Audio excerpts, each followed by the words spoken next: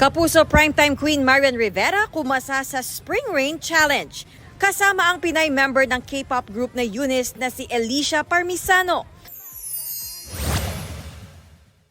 Code Gray star Andrea Torres glowing and fierce sa isang pasabog na video on her 36th birthday.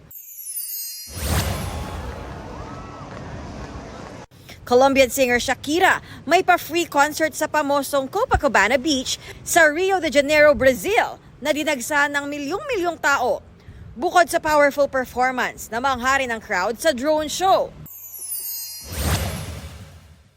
American actress Cameron Diaz at musician hobby na si Benji Maiden, proud parents for the third time.